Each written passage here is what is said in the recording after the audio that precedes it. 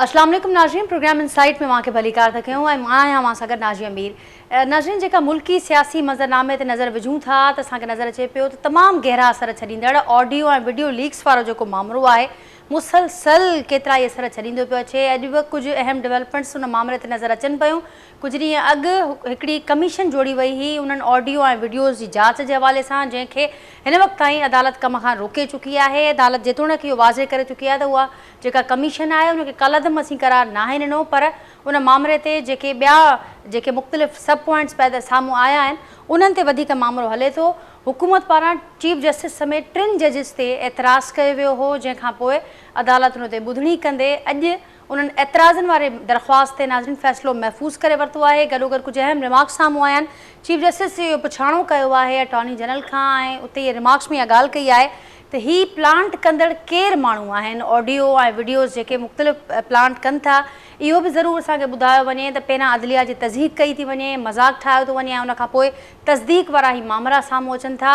अदालत में इहा ॻाल्हि बि साम्हूं आई त एग्ज़ेक्यूटिव खे इहो इख़्तियार नाहे त हू अदालत जे कमनि में मदाख़लत करे। गॾोगॾु अदालत इहा ॻाल्हि बि कई आहे त न ई कंहिंखे इहो इख़्तियार आहे त हू बेंच ते एतिराज़ वारे या कंहिं जज ते एतिराज़ वारे उनखे बेंच खां धार करे या उनजे इख़्तियारनि खे घटाए। इहे मुख़्तलिफ़ मामला आहिनि नाज़रीन जंहिं ते अॼु अदालत में अहम कार्रवाई थी आहे। अॼु पंहिंजे पैनलिस्ट खां ज़रूरु हिन मामले ते ॻाल्हाईंदासीं। उनखां सवाइ हिकु अफ़सोसनाक वाक़ियो असांखे नज़र आयो कोयटा में, जिते नाज़रीन हिकु एडवोकेट आहिनि सुप्रीम कोर्ट जा अब्दुल रज़ाक शेर साहब, उहे फायरिंग जे नतीजे में इंतिहाई अफ़सोसनाक ही ख़बर साम्हूं आई ऐं उनखां पोइ जेका हुकूमत आहे उन उहो इल्ज़ाम लॻायो आहे त छाकाणि त जेके पिटिशनर हुआ संगीन गद्दारी केस में पाकिस्तान तहरीक इंसाफ़ जे चेयरमैन ख़िलाफ़ु संगीन गद्दारी केस जा उहे पिटिशनर हुआ ऐं सुभाणे खां उनजी हेयरिंग थियणी त ऐं सिधो साधो इल्ज़ाम हुकूमत हणे पई ख़ान साहब मथां त हीउ जेको मामिलो आहे ही बि चार्जशीट आहे, ही बि चार्ज कयो वञे पाकिस्तान तहरीक इंसाफ़ ऐं ख़ान साहब जे अगेंस्ट।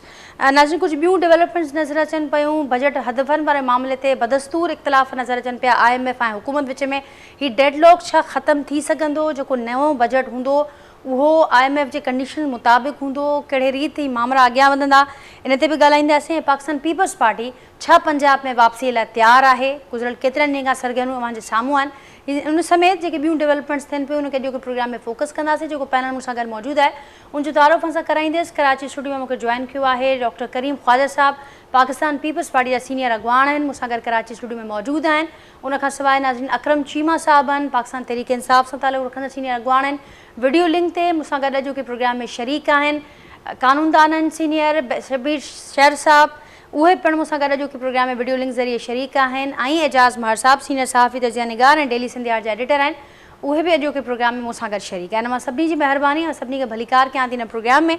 ऐं ॿियनि महिमाननि जी इजाज़त सां अव्हां खां आगाज़ कंदसि शबीर शेर साहब। अॼु जेको मामिलो असांखे नज़र आयो भेरो ॿीहर नज़र आयो त ॼण त अदलिया ऐं हुकूमत आम्हूं साम्हूं हुजनि ऐं अदालत कुझु अहम सवाल बि उते उथिया पैदा थिया त हुकूमत हिन वक़्त ताईं कहिड़ी कार्रवाई कई आहे जेकॾहिं हीउ मामिलो साम्हूं अचे पियो? कीअं ॾिसो पिया हिन समूरी सूरत हाल खे? अॼु सुप्रीम कोर्ट जिन्हनि सुवाल जेके उथारिया त भई असुल जेको इहे वीडियो ऐं ऑडियो रिकॉर्ड करण वारा क़ुवतूं कहिड़ियूं आहिनि ऐं इहे फैसिलिटीज़ कंहिं वटि मौजूदु आहिनि, लोकेटर जेके आहिनि से उहे कंहिं वटि मौजूदु आहिनि। छाकाणि त इहे जेके लोकेटर आहिनि ऐं वीडियो ऐं ऑडियो कॉल जे लाइ रिकॉर्डिंग जे लाइ ऐं हिकिड़ा तमामु सेंसिटिव जेके आहिनि से इंस्ट्रूमेंट खपनि ऐं उहे इंस्ट्रूमेंट महांगा तरीन थींदा आहिनि। उहे इंस्ट्रूमेंट एतिरा सस्ता कोन्हनि के जेके आम माण्हू इस्तेमालु करे सघे। आम माण्हू जे इस्तेमाल खां उहे तमामु बियॉन्ड आहिनि, बियॉन्ड फ्रॉम देयर टेरिटरीज़। सो उहो कोर्ट अॼु ॼाण जी कोशिशि कई, जंहिंमें जेको अटॉर्नी जनरल आहे उहो जवाबु ॾियण में मुकमिल तौर ते जेको आहे सो फेल वियो, बल्कि नाकाम वियो ऐं उहो लवाए पियो त ज़ाहिर आहे त जेके हिते मुक़तदिर क़ुवतूं आहिनि जेके माज़ी में बि इहे ऑडियो वीडियो सियासतदाननि जूं जजनि जूं रिकॉर्ड कंदियूं रहियूं आहिनि, उन्हनि जे बारे में कोर्ट वाज़े तौर सां उहो सम्झणु पिए चाहियो, ॿुधणु पिए चाहियो, पर हू बिल्कुलु उनखां अवॉइड कंदो रहियो, नटाईंदो रहियो।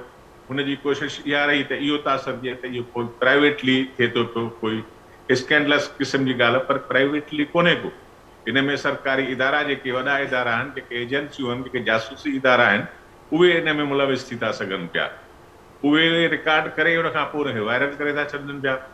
उन सां ज़ाहिर आहे त जेके हसास क़िस्म जा इदारा आहिनि, अदलिया हसास क़िस्म जो इदारो आहे, उनजो जेको आहे सो सॼी साख जेका आहे सो मुतासिर थी थिए पई।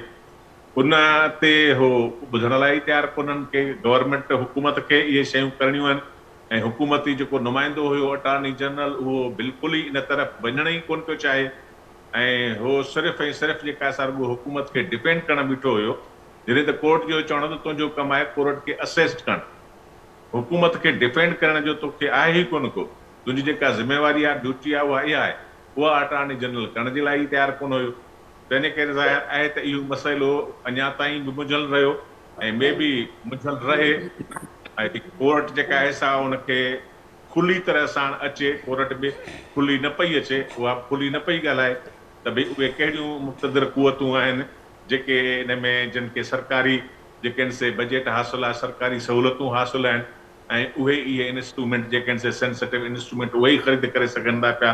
त बगिंग थी वञे, उते कोई अहिड़ो नंढड़ो हिकिड़ो इंस्ट्रूमेंट उछलायो वञे ऐं पोइ हुनजी रिकॉर्डिंग उतां कोई 10 मील 20 मील परे जेका सा कजे, हुनजे लाइ ज़ाहिर आहे त उहो सेंसिटिव क़िस्म जो इम्पोर्टेंट क़िस्म जो इंस्ट्रूमेंट थी सघे थो पियो।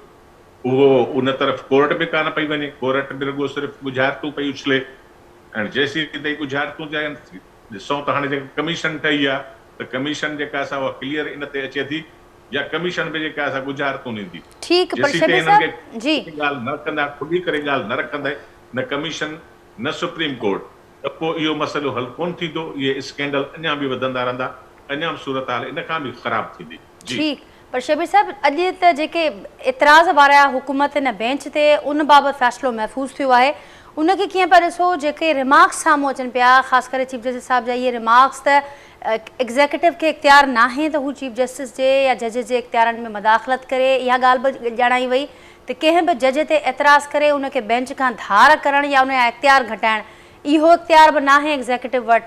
त कीअं ॾिसो पिया हीअ जेका छिकताइण वारी सूरत हाल नज़र अचे पई मुसलसल केतिरनि ई ॾींहंनि खां, अव्हां सम्झो पिया त हीउ फ़ैसिलो साम्हूं अचण खां पोइ उनजो को अंत थींदो या हीअ अञा छिकताइण वधंदी?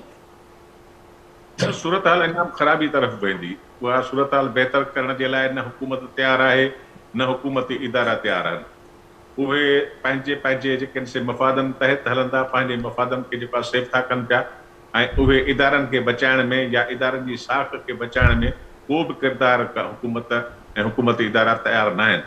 उहो मूंखे नथो लॻे त कोई इहो इन ते का हुकूमत संजीदा थींदी ऐं संजीदगी सां को क़दम खणंदी, या अदालत जे हिदायतुनि तहत को जेको आहे सो क़दम खणंदी, इहो कोन थो लॻे। माज़ी में बि अदालत जूं जेके बि हिदायतूं आहिनि, तव्हांखे 14 मई वारी यादि आहे, उहो पंहिंजी जॻह ते उते मौजूदु बि आहे, उनजो छा असरु थियो। हाणे बि जेके ऑर्डर थींदा उन्हनि जो अहिड़ो ई असरु थींदो, हुकूमत न मञींदी। हुकूमत न मञी त ज़ाहिर जेका अदालत जी सैंक्टिटी आहे उहा उनजी छा हैसियत रहंदी। शबीर साहब इन ॻाल्हि खे अॻियां वधायूं था। डॉक्टर करीम साहब छा चवंदो, छाकाणि त इहा जेका सूरत हाल नज़र अचे पई, छिकताइण कंहिं सूरत घटि थींदे नज़र कोन पई अचे। ऐं जीअं शबीर साहब फरमायो त हुकूमत हुजे तोड़े अदलिया, ॿई हुन में को किरदारु अदा करण लाइ बज़ाहिर त तयारु नज़र न पिया अचनि। ॾिसो, एग्ज़ीक्यूटिव जा कॉन्स्टिट्यूशन में पंहिंजा राइट्स ऐं पावर आहिनि, ऐं पार्लियामेंट जे बटन सां एग्ज़ीक्यूटिव अचे थी, ऐं पार्लियामेंट जे बटन सां ई जेको आहे सो अदालतूं आहिनि या ॿिया इदारा वजूद में अचनि था। हाणे पार्लियामेंट खे अनफॉर्चुनेटली अदलिया जहिड़े नमूने ट्रीट करे पई 75 सालनि में, पार्लियामेंट जा फ़ैसिला या एग्ज़ीक्यूटिव जा जेके फ़ैसिला आहिनि उनमें हर रोज़ मुदाख़लतूं थियनि पियूं। मां हिन अदलिया जी ॻाल्हि नथो कयां, जनरली जेकॾहिं तव्हां गुज़िरियल 75 साल में ॾिसो त हर जेके सो चीज़ूं जेके गवर्नमेंट करण थी वञे, पोइ असांजी हुजे या ॿी का गवर्नमेंट हुजे, उनमें मुदाख़लत करे थी।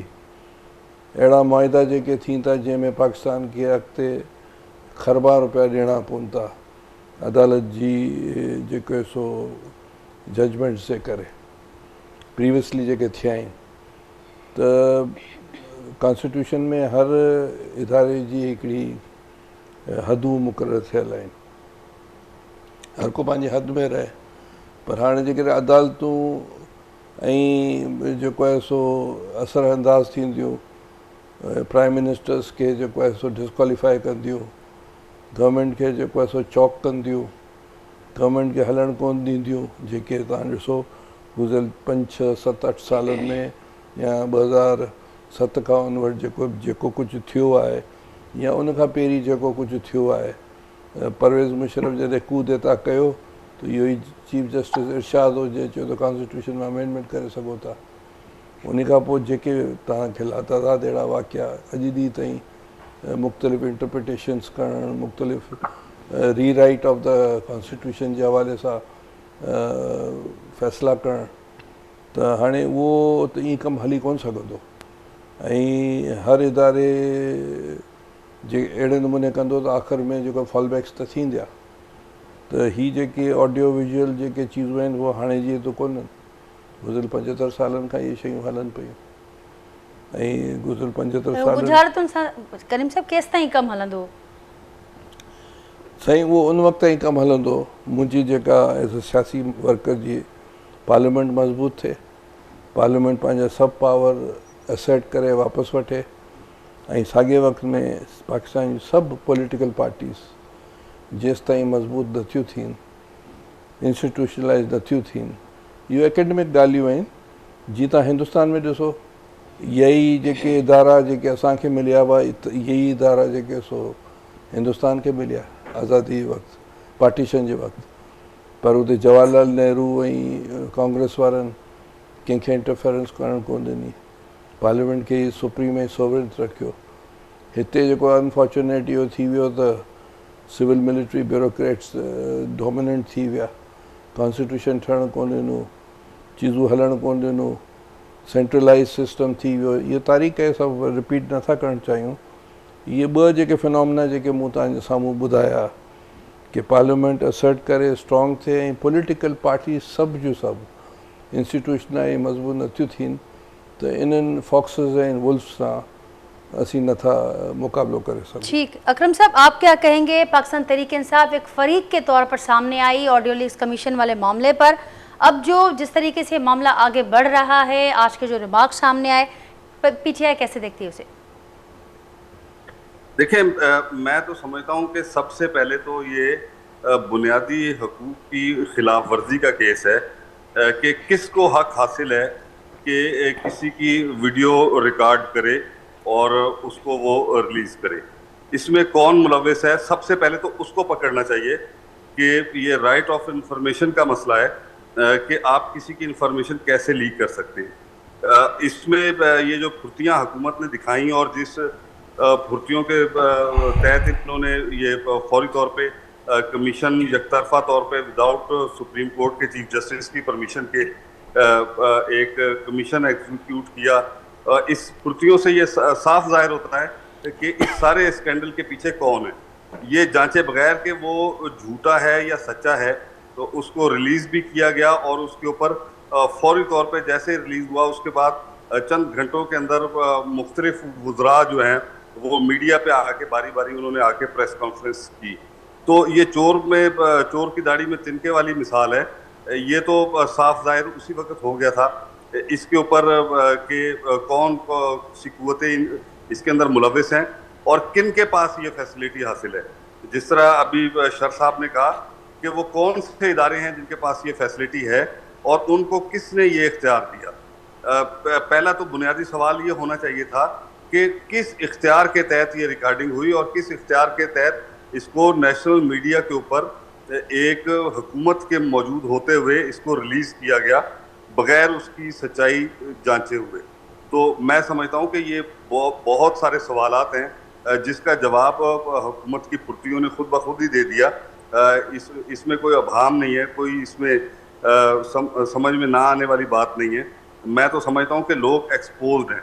अब सुप्रीम कोर्ट को मैं तो समझता हूँ कि चाहिए कि फौरी तौर पे इन अनासिर को करार वाकई सज़ा भी अनाउंस होनी चाहिए ताकि इस मुल्क के अंदर जो राइट ऑफ इंफॉर्मेशन है उसका बोलबाला हो। ठीक, तो अकरम साहब आप नहीं समझते कि जो कमीशन को फिलहाल अदालत ने काम से रोका है उसको काम करना चाहिए? उसके अगेंस्ट दरख्वास्त तो है पाकिस्तान तहरीक इंसाफ की, लेकिन आप नहीं समझते कि ये आपने कहा कि सारे एलिमेंट्स पहले से ही एक्सपोज्ड हैं तो मजीद किसी कमीशन की ज़रूरत नहीं है, यही कहा आपने?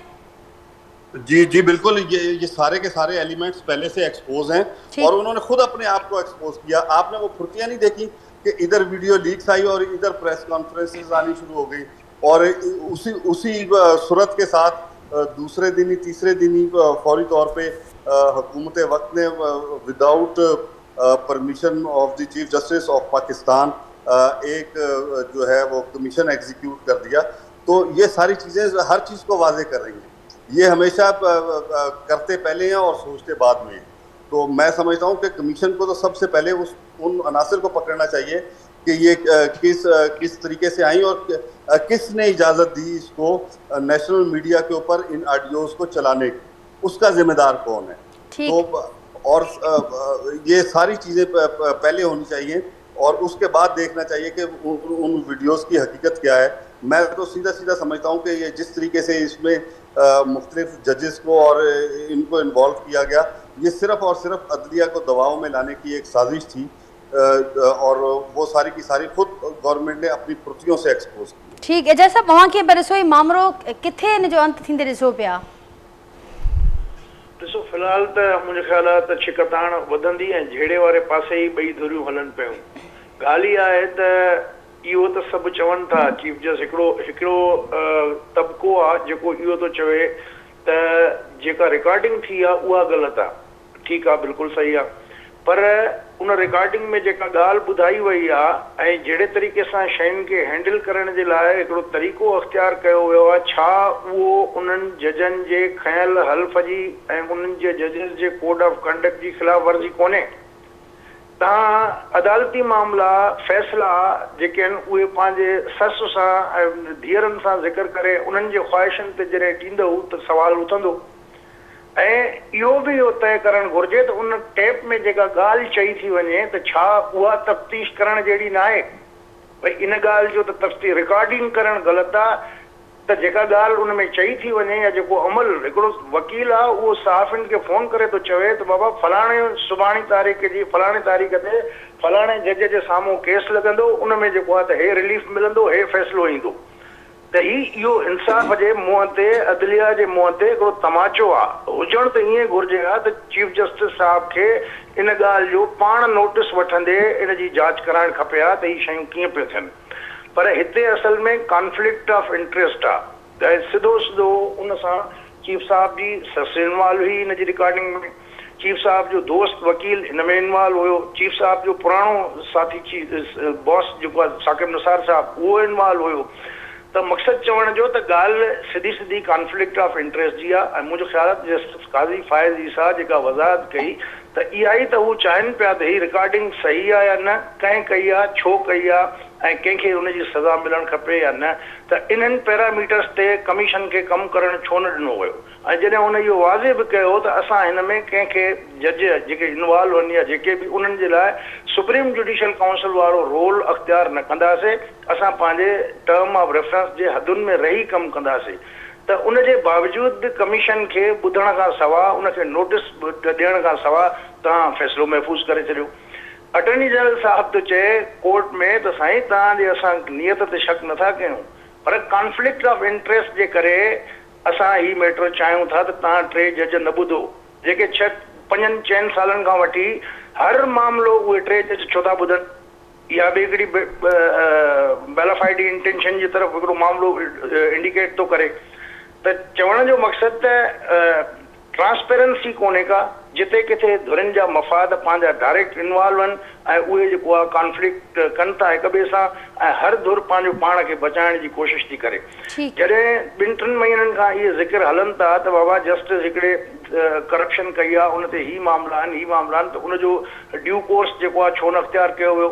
या जेके बि इमरान ख़ान ख़ुदि चवंदो रहियो ऐं गवर्नमेंट बि चवंदी रही त तव्हां कमीशन ठाहियो, कमीशन इंक्वायरीज़ एक्ट त गवर्नमेंट जो राइट आहे, उनखे केरु थो रोके सघे, तव्हां नथा ठाहे सघो।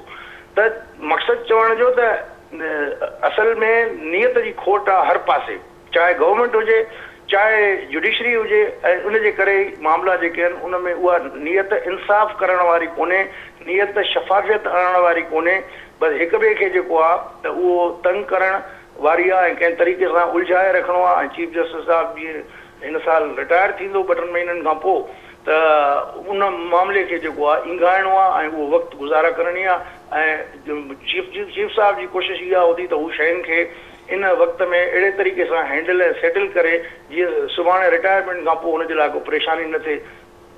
त इहो सॼो माहौल आहे जंहिंमें जेको आहे धुरभर थियल आहे, उहो वकीलनि में बि धुरभर आहे, उहो सियासतदाननि में बि धुरभर आहे, उहो हर फोरम ते जेको आहे त उहो हिकिड़ो नज़र अचे थो त इन में हिकिड़ो हिननि जा पंहिंजा ज़ाती मफ़ाद इन्वॉल्व आहिनि, स्टेट जा मफ़ाद घटि पर ज़ाती मफ़ाद हावी नज़र अचनि पिया। अॼु सभु दुरुस्त फरमायो पिया ऐं जीअं कॉन्फ्लिक्ट ऑफ इंट्रस्ट जी मां ॻाल्हि कई त ॿिए हुकूमती इतिहाद में बि ही मामिलो नज़र अचे पियो ऐं जेका ख़ासि करे इलेक्शन वारे मामले ते काल्हो को जेको मौलाना साहिब जो बयानु साम्हूं आयो आहे उन बि तमामु घणनि सवालनि खे जनम ॾिनो आहे। उन बयान खे कीअं ॾिसो पिया हुआ ऐं ख़ासि करे उन खां अॻु जेके हुकूमती धुरनि जूं जेके मुख़्तलिफ़ पार्टियुनि जूं जेके स्टेटमेंट साम्हूं ईंदियूं रहनि थियूं, कीअं ॾिसो पिया उन मामले खे?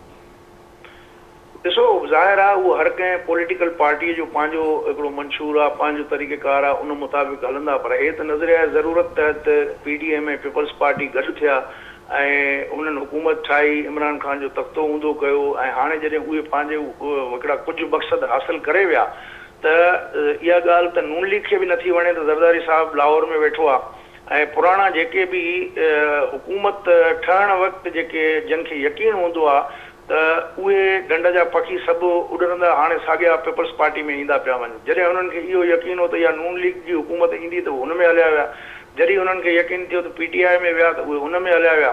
त हाणे जॾहिं हुननि खे वरी पीपल्स पार्टीअ जी मोट नज़र पई अचे त उहे सभु धुरियूं वापसि अचनि पियूं। त इन सॼे माहौल ते नून लीग खे बि इहा ॻाल्हि नथी वणे, अंदरूनी तौर ते भले कुझु बि ज़ाहिरी तौर ते चवनि पर इख़्तिलाफ़ आहिनि ऐं इन शइ खे सपोर्ट जेको आहे मौलाना फज़लुर रहमान बि कयो। हालांकि पीपल्स पार्टी PDM जो हिसो न आहे पर PDM जे लाइ बि मौलाना चयो त असां सीट एडजस्टमेंट करे सघूं था, इलेक्शन अलायंस न आहे। त इहो बि मां सम्झां थो त नून लीग जे लाइ हिकिड़ो वॾो परेशानी जो सबबु बणिबो ऐं धचको आहे। त इतिहाद जे अंदरि इख़्तिलाफ़नि वारियूं ख़बरूं अॼु जेको आहे त मीटिंग जी जंहिंमें नेशनल इकनॉमिक काउंसिल वारे हुन में बलूचिस्तान वारनि बाइकाट कयो छो त उन्हनि जा मनसूबा कोन्हनि ऐं सिंध में पीपल्स पार्टी वारनि बि एतिराज़ कयो आहे त सॼी माना जेको आहे बजट रखी अथऊं तरक़ियाती बजट, उन में सिंध जे लाइ अहिड़ा के ख़ासि मनसूबा कोन्हनि के या जेके उन्हनि प्रोपोज़ल ॾिना उन ते न इहे इख़्तिलाफ़ बि साम्हूं तव्हांखे नज़र ईंदा। त हाणे ही सभु शयूं जेको आहे त पंहिंजे मंतक़ी अंजाम ॾे वेंदे नज़र ईंदियूं ऐं थोरी डस्ट जीअं ई सेटल थी त हुकूमत में ऐं सियासी धुरनि जा तव्हांखे नवां रंग नज़र ईंदा ऐं हिक ॿिए जा बाक़ाइदा मुखालिफ़ बणिजी वेंदा ऐं जेको हींअर ताईं थोरो चुप रहिया आहिनि या को भरम में रहिया आहिनि त इहो भरम सियासी भरम टुटण वारो आहे। ठीकु, करीम साहब छा ऐड करणु चाहींदो? मुस्लिम लीग नून ख़ुशि न आहे ऐं बज़ाहिर जेका समूरी सूरत नज़र अचे पई, इख़्तिलाफ़ जेके अॻु कुझु ढकियल आहे हाणे ज़ाहिर थियण शुरू थिया आहिनि। ॾिसो, इत्याद आहे, इत्यादी गवर्नमेंट आहे ऐं PDM जा असीं हिसेदार इत्याद में त कोन आहियूं पर ॿाहिरि खां पीपल्स पार्टी हुननि सां गॾु आहे ऐं नेचुरली असांजी लीडरशिप जी स्टेटमेंट अची चुकी आहे त असीं चाहियूं था त अक्टूबर में इलेक्शन्स थियनि। असीं सम्झूं था त जेकॾहिं उहो 6 महीना साल अगरि डिले थींदा त कॉन्स्टिट्यूशन में त को मैकेनिज़म कान्हे, पोइ त सम्झो त तव्हांजे हथनि मां ॻाल्हि निकिरी वेंदी ऐं पोइ 1 साल कोन्हे, पोइ 5 साल ऐं 8 साल थी सघनि था। ऐं उहो 5 ऐं 8 साल जी माना इहा आहे त जेके पॉलिटिकल पार्टीज़ इंक्लूडिंग असीं आहियूं पोइ त चीज़ूं इलाही ख़राबु थी वेंदियूं असांजे लाइ, अवाम जे लाइ, कॉन्स्टिट्यूशन जे हवाले सां, ॾंडनि सूबनि जे हवालनि सां। त इहो हिकिड़ी कॉन्स्पायरेसी जे मद में शइ नज़र अचे थी। त असीं एज़ अ पॉलिटिकल वर्कर चवंदासीं त हर हाल में अक्टूबर में इलेक्शन थियणु खपनि ऐं ज़रूरी आहे। कल टियों ॾींहुं साईं काइम अली शाह जी बि स्टेटमेंट इन हवाले सां अची चुकी आहे, निसार खोड़े साहिब जी बि अची चुकी आहे, मुराद अली शाह ऐं साईं आसिफ अली ज़रदारी साहिब ऐं बिलावल साहिब जी बि अची चुकी आहे त इलेक्शन्स वक़्त ते थींदियूं। पीपल्स पार्टी जो मौक़िफ़ इहो आहे। ॿियनि पार्टी जो जेको मौक़िफ़ आहे मूंखे हुनजी ख़बर कान्हे, पर उन सां वॾो हादसो थी सघे थो। पोइ असीं इहो सम्झंदासीं त इहो PNA वारो जेको चकर जी ज़िया आयो 90 ॾींहं जे लाइ 11 साल वेही रहियो, पोइ सम्झ में ईअं अचे थो त इंटरनेशनल इन ख़िते जे हालात जहिड़े नमूने 79 में जेका अफ़गानिस्तान में जेको कुझु थियो ऐं उन खां पोइ 9/11 खां पोइ जेको बि कुझु थियो हिन ख़िते में, पोइ सम्झो त अहिड़ी का हालात हिन ख़िते में डेवलप थींदे वञनि पिया। इहो हिकिड़ो तजियो आहे, ग़लति थी सघे थो, पर असां जे लाइ, पाकिस्तान जे शहरियुनि जे लाइ, नंढनि सूबनि जे माण्हुनि लाइ, मज़लूम अवाम जे लाइ हर हाल में अक्टूबर में इलेक्शन ज़रूरी आहे।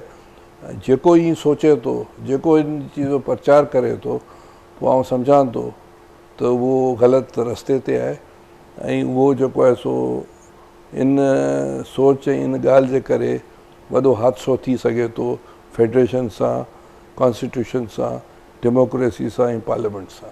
शबीर साहब, अवां छा चवंदो आहे जेका ॻाल्हि कई डॉक्टर करीम साहब त को वॾो हादसो थी सघे थो, माज़ीअ में बि अहिड़ा कुझु मिसाल मिलनि था, अव्हां खे सूरत हाल छा उन पासे ॾांहुं वेंदे नज़र अचे पई? ऐं गॾोगॾु इहो बि ज़रूरु ॿुधाइजो त आइन छा थो चवे, चूंडूं अॻिते वधाइण जे हवाले सां के क़ानूनी या के आइनी ऑप्शन्स हुजनि था? छाकाणि त कुझु ग़ैर मामूली हालतुनि जो एक्सपर्ट्स इहो ज़िक्र कंदे ॿुधाइनि था त कुझु ग़ैर मामूली हालतुनि में सदर मुमलिकत वटि इहो इख्तियार हुजे थो त हू असेंबली जे मुदे खे वधाए सघे थो। हादसो थी चुको आहे, हादसे वारी सूरत हाल हले पई, अञा बि कहिड़ी जेका सूरत हाल थींदी। 9 मई खे बुनियाद बणाए जेको जमहूरियत जूं धॼियूं उॾायूं वयूं, इहो सॼो कुझु ज़ाहिर आहे अञा ताईं उहो ड्रामो बाक़ाइदगी सां हले पियो ऐं PDM पंहिंजो वरस्ट रोल अदा कयो ऐं जमहूरी कुवतुनि खे कमज़ोर करण लाइ ऐं गैर जमहूरी कुवतुनि खे मज़बूत करण जे लाइ उन ड्रामे में बराबरि जी जेका शामिल ऐं शरीक रही आहे PDM। ऐं जमहूरी इदारा जेके आहिनि से बाक़ाइदगी सां उहो पंहिंजी साख, उहा पंहिंजी मज़बूती, उहा पंहिंजी जाइ विञाए चुका आहिनि। ऐं हाणे सिर्फ़ु ऐं सिर्फ़ु जेके मुक़तदर कुवतूं आहिनि, जिन जे हथनि में असुल पावर आहे, असुल इक़्तिदार आहे, जेके हिन महिल ताईं जमहूरी हुकूमतूं तब्दील कंदियूं रहियूं आहिनि, उहे उन्हनि जे हथनि में गेम आहे। में बि हाणे इहा गेम खेॾंदा हुजनि, हाणे पीपल्स पार्टी खे वारो ॾियूं, तंहिंजे करे ज़ाहिर आहे त उन्हनि जा जेके ढंढ या पखी आहिनि उहे उन ढंढ तरफ़ पिया वञनि। ऐं हाणे उन पाणी जंहिंमें पहिरियां हुया उनजो पाणी कोसो थी चुको आहे, हाणे थधे पाणी जे चकर में त इहे अॼु को जेको ॿार आहे सियासत जो, उहो बि उन ॻाल्हि खे सम्झे थो पियो। रियासती इदारनि जी जेका सियासत आहे उहा बिल्कुलु नंगी थी चुकी आहे, उन में का बि शइ हाणे लिकल कान रही आहे त उहे कहिड़ी गेम था मुल्क जे अंदरि कनि। उन्हनि जी कोशिशि इहा आहे त कंहिं बि सूरत में जमहूरियत खे हिते मज़बूत थियणु न आहे ॾियणो, जमहूरी इदारनि खे मज़बूत थियणु न आहे ॾिनो, उन्हनि खे हर सूरत में कमज़ोर करिणो आहे।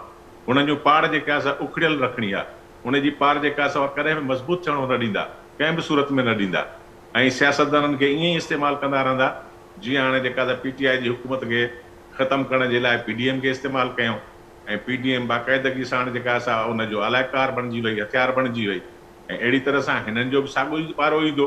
हाणे हिननि खे पाण में विढ़ाईंदा, पीपल्स पार्टी खे, मुस्लिम नून लीग खे, ऐं पंहिंजे सीटुनि ते हिननि खे विढ़ाईंदा, वरी सेटल कंदा त कंहिंखे केतिरियूं जेके से सीटूं मिलनि, उहा ई साॻी इंजीनियर्ड इलेक्शन थींदी, डिसऑनेस्ट क़िस्म जी इलेक्शन थींदी, पंहिंजी मर्ज़ी वारा माण्हू जेके आणींदा उन्हनि खे इक़्तिदार ॾींदा। इहा गेम बिल्कुलु साफ़ ज़ाहिर लॻी पई आहे। ठीकु, शबीर साहब, इन गेम में PTI किथे बिठल हूंदी ऐं उन हवाले से अकरम चीमा साहब का पूछूं था। अकरम चीमा साहब, नए नए इत्तेहाद बन रहे हैं, पार्टीज बनने की तरफ कदम बढ़ा रही हैं और जिक्र हो रहा है कि वो लोग जो माइनस PTI जो वोट बैंक है, जो इस वक्त हमें नज़र आता है कि वो पनाह की तलाश में है और बहुत सारे ग्रुप्स तैयार भी हैं और कुछ जा भी चुके हैं, कुछ जाने वाले हैं, कुछ तैयारियों में हैं। पाकिस्तान तहरीक इंसाफ इस पूरी गेम में, इस पूरे माहौल में कहाँ खड़ी है? आने वाले इलेक्शंस या आने वाले दिनों में क्या पोजीशन होगी PTI की? देखिए नाजिया, मैं शर साहब की बातों से 100% इत्तेफाक करता हूँ और इस मुल्क के अंदर हर 5 साल बाद यही ड्रामा दोहराया जाता है कि एक को कॉर्नर करने के लिए दूसरी कुव्वतों को इस्तेमाल किया जाता है और वो बखुशी इस्तेमाल होती हैं। और मैं समझता हूँ कि इस वक्त जो आज बगले बजा रहे हैं, जो आज जाके पाकिस्तान तहरीक इंसाफ के लोगों को तोड़ कर नए ग्रुप बनाने की कोशिश कर रहे हैं, मैं समझता हूँ ये 2023 है। अब ये वाला चूरन नहीं बिकने वाला और ये बुरी तरीके से इस दफ़ा फ्लॉप होंगे। ये पुराने दौर में चलता रहा है, होता रहा है, लेकिन तवातर से अब वही ड्रामा दोबारा दोहराने की कोशिश की जा रही है, जो कि मैं समझता हूँ कि बुरी तरीके से नाकाम होगा। और पीपल्स पार्टी भी जो आज शादियाने बजा रही है, कि जाके ये लाहौर पे कब्जा करके और पंजाब से सीटें लेके और जो हुकूमत बनाने की कोशिश कर रहे हैं, इनके साथ भी हाथ होने वाला है।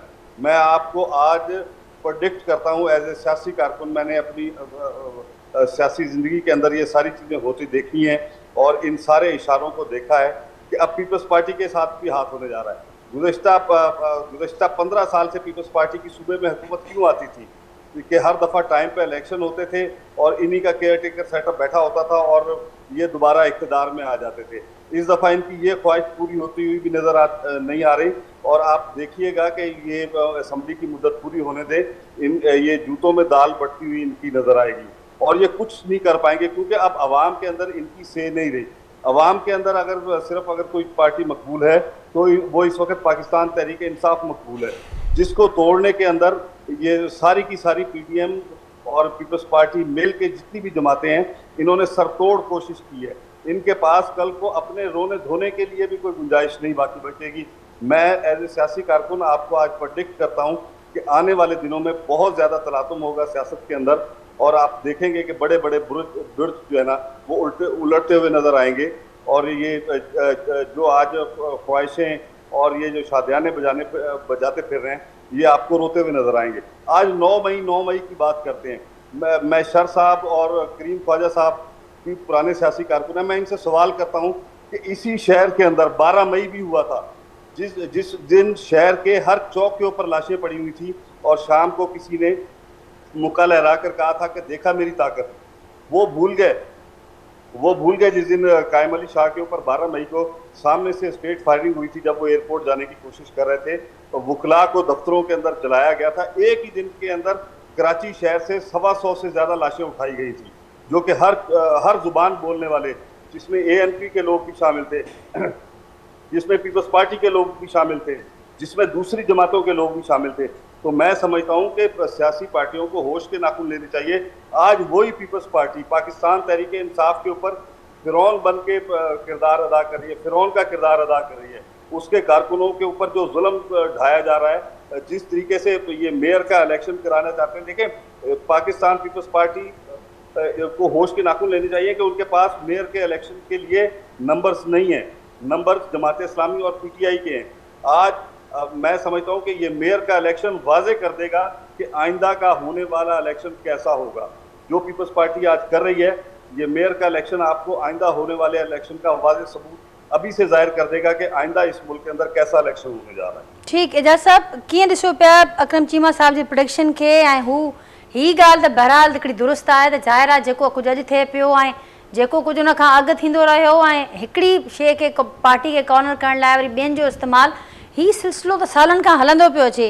कीअं ॾिसो पिया ऐं जेका ॻाल्हि चीमा साहब कनि पिया त अॼु जेको कुझु थिए पियो, इहो जेके हिन वक़्तु हुकूमत में आहिनि धुरियूं, उन्हनि जी लेगेसी तौरु यादि रखियो वेंदो ऐं को वक़्तु परे कोन्हे जॾहिं इहे शयूं वापसि वरी सघनि थियूं उन्हनि ॾांहुं। ॾिसो बिल्कुलु वरंदियूं ऐं मुकाफ़ात अमल आहे ऐं उनखे त केरु रद्द नथो करे सघे। मेकाविलियन जेको उसूल रहियो आहे हिन मुल्क में पाकिस्तान ठहण खां वठी त विड़ायो ऐं रूल कयो वारो, उन ई पॉलिसी ते अमल पैरा आहिनि। पोइ वरी जॾहिं असां ॾिसूं था त चार्टर ऑफ डेमोक्रेसी थिए थो हिन मुल्क में, 2 पार्टी सिस्टम जॾहिं हुयो ऐं उन वक़्तु उन्हनि में चार्टर ऑफ डेमोक्रेसी साइन थियो ऐं हुकूमतुनि मुदत मुकमिल करणु शुरू कई, त उहा ॻाल्हि बि इक़्तिदार धड़नि खे न वणी। उन खां पोइ वरी असां 3rd 4th PTI जे रूप में ॾिठीसीं ऐं उहा जंहिं जोड़ी बि उन्हनि ख़ालकनि ऐं उन्हनि ई वरी टोड़ी बि उन्हनि ई ऐं टोड़नि बि उहे ई पिया। त चवण जो मक़सदु त हिन मुल्क में हर वक़्तु हर दौर में तजुर्बा हिकिड़ा थींदा रहिया आहिनि ऐं उन्हनि तजुर्बनि जो अल्टीमेटली नुक़सानु रियासत खे ऐं अवाम खे थियो आहे। ॻाल्हि इहा आहे त हीअ जेका हुकूमत वेठी आहे इक़्तिदार में, इहे उन वक़्तु मौलाना फज़ल रहमान साहब वारा मिलियन मार्च कनि पिया महांगाई जे हवाले सां, बिलावल साहब बि मार्च कयो, पर इमरान खान जी हुकूमत खां वधीक महांगाई त हिन हुकूमत में आहे। जॾहिं एॾी वॾे पैमाने ते महांगाई थी आहे त उन जो जेको तदारक छा था कनि। माण्हुनि जीअण जंजाल थी वियो आहे, माण्हुनि जो 2 वक़्तु पेट भरणु जेको आहे उहो प्रॉब्लम थी वियो आहे, जेके सफ़ेद पोशी बरक़रार रखणु माल थी वियो आहे, अञा नयूं टैक्सिस लॻाइण जी कोशिशि पिया कनि।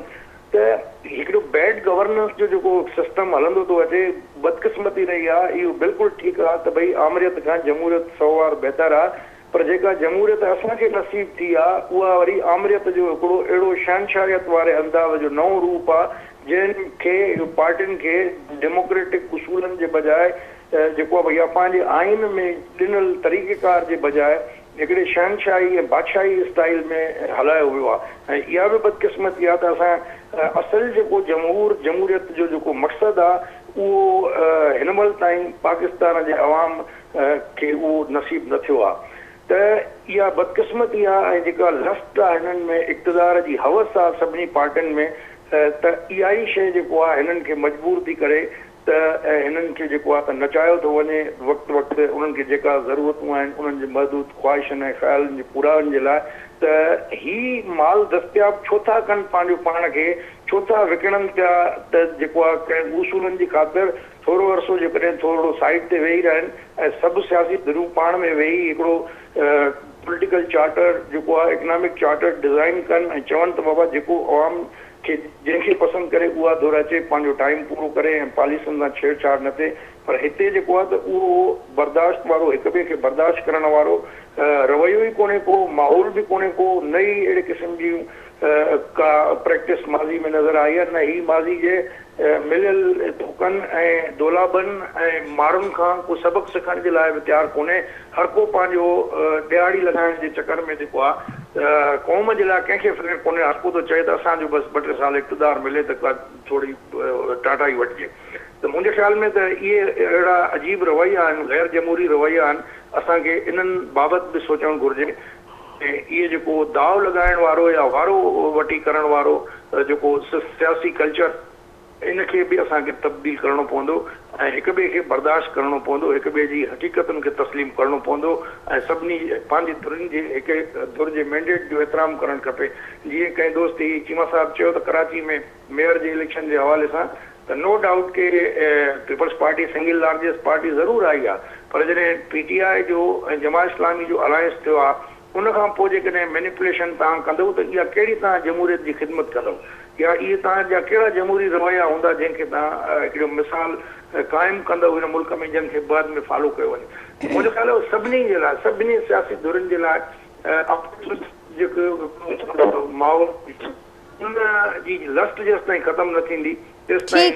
ऐं जैसा भी कल्चर चेंज करण में ज़ाहिर आहे जेके सियासी पार्टीज़ आहिनि उन्हनि जो ई अहम किरदारु हूंदो ऐं जेकॾहिं हू विलिंग हुजनि, जेकॾहिं हू करणु चाहिनि। करीम साहब ऐं गॾोगॾु कराची जी ॻाल्हि बि थी त चीमा साहब बि ॻाल्हायो, एजाज साहब बि ॻाल्हायो त हाणे हीअ कहिड़ी जमहूरियत जी ख़िदमत हूंदी। हिकु पासे हीअ मामला नज़र पिया अचनि, पर जेकॾहिं अलायंस थिए थो ऐं हुन वटि नंबर्स आहिनि त पोइ जेकॾहिं मैनिपुलेशन थी त पोइ आङुरियूं उथंदियूं। ॾिसो पॉलिटिक्स अनप्रिडिक्टेबिलिटी वारो बि तव्हां करे सघो था।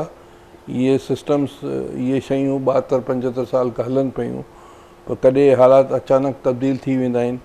दुनिया जी तारीख़ में ॾिठो वियो आहे, थी सघे थो चीज़ूं मुख़्तलिफ़ थी वञनि, मुख़्तलिफ़ शयूं नज़र अचनि फ्यूचर में। सो असांखे इनकरेज थियणु, असां डिस्करेज या पेसिमिस्ट न हुजूं। जेसिताईं जमात इस्लामी जो तालुक़ु आहे ऐं जमात इस्लामी जो जेको कैंडिडेट आहे उहो आए दिन जेका ज़बान इस्तेमालु पियो करे बदबूदार क़िस्म जी ऐं जेको आहे सो तासुब परस्त ज़बान, जमात इस्लामी जे लाइ 1 मिंट आउं इहो ॻाल्हाईंदुसि त पाकिस्तान ठहण खां पोइ पाकिस्तान में मज़हबियत, मज़हबी नफ़रत अंगेज़ी ऐं फंडामेंटलिज़म न रुगो पाकिस्तान, बांग्लादेश, अफ़गानिस्तान, फार ईस्ट, मिडल ईस्ट, उते इहे जेको हज़रत मौदूदी जी टीचिंग्स जे करे जेको बि कुझु हालात डेवलप थिया आहिनि, असां वटि सिंध में ये जेके नफ़रतुनि वारी पॉलिटिक्स बिफोर 71 जमात इस्लामी बुनियादु विधो ऐं जमात इस्लामी हिते फ़िरका वारियत फ़सादात कराए अख़बारूं कढी ॾिसी सघो था। ऐं पोइ जेके लिसानी तंज़ीमूं जेके बि नारा खणी आयूं उहे जमात इस्लामी जे बतन सां पैदा थिया। ऐं 79 में जॾहिं सोवियत रूस ऐं जेको अफ़गानिस्तान में जेको कुझु थी रहियो हो त जमात इस्लामी खे हिते मेयरशिप मिली 2 टेन्यूर। अॼु असां वटि जेके अफ़गानी या बर्मी बंगाली उहे इन्हनि ई सेटल कया। पोइ जेको आहे सो 2001 में ही जेको परवेज़ मुशर्रफ में 9/11 आयो, पोइ बि मेयरशिप हिननि खे मिली। फ़सादात, नफ़रतूं ऐं जमात इस्लामी जेका तंज़ीम आहे उहा हर मुसलमान जी कान्हे, हिकिड़ी फ़िरका खे रिप्रेज़ेंट करे थी। इवन उहो अहले सुन्नत में बि उहो हिकिड़े स्कूल ऑफ थॉट खे करे थी। ऐं छा उन्हनि जो ठेको आहे छा हिते जेके ॿियूं पॉलिटिकल पार्टीज़ आहिनि जो राइट कान्हे?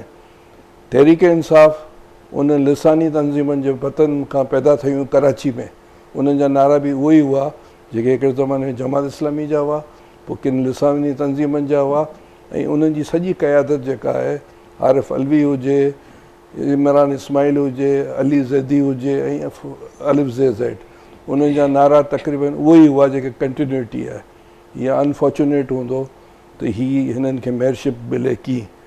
बाक़ी ऐं इहो सम्झां थो कि इंटरनेशनल हालात जा असरात लोकल इलेक्शन ते ऐं जनरल इलेक्शन ते थींदा। इहो बेंचमार्क साबित थींदो त हिकु रुजत परस्त नफ़रत अंगेज़ पार्टी अगरि हिते मेयर अचे थी, उहा असांजे लाइ ख़ासि तौर ते सिंध जे माण्हुनि जे लाइ जेके जमात इस्लामी 71 खां पहिरीं ऐं पोइ जेके बि लिसानी पार्टियूं आहियूं या तहरीक इंसाफ़ आई, अगरि उहो वरी इहा कंटिन्यूटी थींदी सो बेटर इहो आहे त जेका बि इलेक्शन थींदी उहो ख़बर पइजी वेंदी। हे केतिरा जेके सो चीमा साहिब लाइ मूंखे एतिराम आहे, मुंहिंजो दोस्त आहे, पर छा तहरीक इंसाफ़ छा टेप कोन कया? तहरीक इंसाफ़ जेके सो ह्यूमन राइट्स जी वॉल्यूशन कोन कयूं?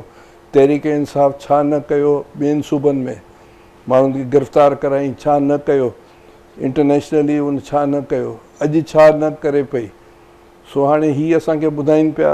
असां त जेलनि में बि विया आहियूं, हज़ारनि जी तादाद में पीपल्स पार्टी ऐं ॿियूं पार्टीज़ सभु गॾिजी करे, नेशनलिस्ट हुजनि या लेफ्टिस्ट हुजनि या अवाम दोस्त पार्टियूं हुजनि। सो हाणे सुभाणे छा थो थिए, ऐं सम्झां थो त बैनुल अक़वामी हालात जा असरात असां ते बि ईंदा मेयरशिप जी सूरत में, ऐं पाकिस्तान ते बि ईंदा इलेक्शन जी सूरत में। थीन था नथा थियनि इहे सभु उनखे त इन कॉन्टेक्स्ट में। ठीकु, करीम साहिब इन ॻाल्हि खे अॻियां वधाईंदे प्रोग्राम में वक़्तु बि कुझु घटि आहे। शबीर साहिब, अवां छा चवंदो? ऐं जेका ॻाल्हि हुन खां अॻु चीमा साहिब कई त हीउ जेको इलेक्शन थियणु वञे पियो मेयर जो, इहो वाज़े कंदो त जेका ईंदड़ आम इलेक्शन हूंदी उहा कीअं हूंदी। बिल्कुलु चीमा साहिब बिल्कुलु सही ॻाल्हि कई। हुन जेको अंदेशो ॾेखारियो आहे 100 हिकिड़ो सही आहे। त इन इलाइक़े करे हुन हुकूमती इदारनि जी या ॿियनि जी बि हिन में जेकॾहिं मुदाख़लत न रही ऐं ईमानदारी सां इलेक्शन थियूं, जंहिंमें एजाज़ बि चयो त जमात इस्लामी जो ऐं जेको आहे PTI जो ॿिन्ही जो जेको इतिहाद थियण खां पोइ बि जमात इस्लामी हाराए वञे त अहिड़ी सूरत में ज़ाहिर त असां नथा सम्झूं त कोई इहे शफ़ाफ़ इलेक्शन। बाक़ी जनरल इलेक्शन त ज़ाहिर आहे कंहिं बि सूरत में उहे शफ़ाफ़ कोन हूंदियूं, कंहिं बि सूरत में। उहे उन्हनि में त वॾे पैमाने ते धांधलियूं हाणे खां ई प्लानिंग जेका सभु कई वई आहे। जॾहिं खां वठी माण्हुनि खां एफिडेविट कराया था वञनि पिया, उन्हनि खां कसम ॾेई जेके पार्टी तां इस्तीफ़ाऊं ॾियारियूं थियूं वञनि पियूं, ऐं उन्हनि खे चयो थो त हाणे कहिड़ी पार्टी में तव्हां शामिलु थियो। उन खां पोइ ज़ाहिर त गुंजाइश ई कान थी रहे पई त का ईमानदाराना हिते इलेक्शन थींदी। हिते इलेक्शन कंहिं बि सूरत में ईमानदारा कान थींदी, या कराची वारी भी पीपल्स पार्टी कटती। ठीक, अकरम साहब आप क्या कहेंगे? जी अकरम साहब। देखिए, मैं समझता हूँ कि इस वक्त तमाम सियासी पार्टीज को होश के नाखून लेने चाहिए और एक दूसरे का मैंडेट तस्लीम करना चाहिए और एक दूसरे की पॉलिटिक्स को तस्लीम करना चाहिए। और इस वक्त मुल्क में इंतहा दर्जे की बेरोज़गारी है, गरीब आवाम इंतहाई परेशान है, तालीम नहीं है, सेहत नहीं है। 15 साल से लगातार पाकिस्तान पीपल्स पार्टी की सूबा सिंध के अंदर हुकूमत है। मुझे बताए ना पीपल्स पार्टी के कौन सी दूध शहद की नहरें यहाँ पर बह रही हैं। 3 करोड़ आबादी का शहर है कराची। आपके जो पीपल्स पार्टी के चेयरमैन है वो खुद खड़े होकर कहते हैं कि जी मेरे घर पे पानी टैंकर से आता है। तो टैंकर, इस शहर के अंदर टैंकर माफिया कौन है, कौन टैंकर माफिया को लीड कर रहा है, ये मेरे और आपसे ढकी छुपी बातें नहीं है। तो मैं समझता हूँ कि इस वक्त अवाम को रिलीफ चाहिए। इस वक्त तमाम सियासी पार्टियों से मैं अपील करता हूँ, सियासी कारकुन होने के नाते, कि खुदारा इन इख्तिलाफात को दूर करें और इस अवाम के रिलीफ की बात करें, इस इकॉनमी को रेस्टोर करने की बात करें। और मैं समझता हूँ इसी में पाकिस्तान की बकाया पाकिस्तान। ठीक अकरम साहब, तो प्रोग्राम का वक्त भी खत्म हो रहा है। फाइनल कमेंट एजाज साहब वहाँ का वठंदसि। ॾिसो, उहा ई ॻाल्हि आहे त जेको मां सोशल मीडिया ते ॾाढो हिकिड़ो हले थो इन सर्कुलेशन आहे त जन सियासत खां धार थियण जो ऐलान कयो उहे सियासत करनि पिया ऐं सियासतदान छॾण जा ऐलान कनि पिया। त अहिड़े माहौल में केतिरी आज़ादाना ऐं गैर जानबदाराना चूंड थींदी उनजो तव्हां अंदाज़ो पाण लॻाए सघो था। एदा साहब वरी महिरबानी अवांजी, शबीर शेर साहब अवांजी वरी महिरबानी, डॉक्टर करीम ख्वाजा साहब, अकरम चीमा साहब। नाज़रीन गुफ्तगू मां ॿुधी पंहिंजे फीडबैक खां असांखे आगाह कजो। वरी सुभाणे असां मुलाक़ात कंदासीं सेम टाइम ते नए मौज़ूअ महिमाननि सां गॾु। तेसिताईं ॾींदा इजाज़त, अल्लाह हाफ़िज़।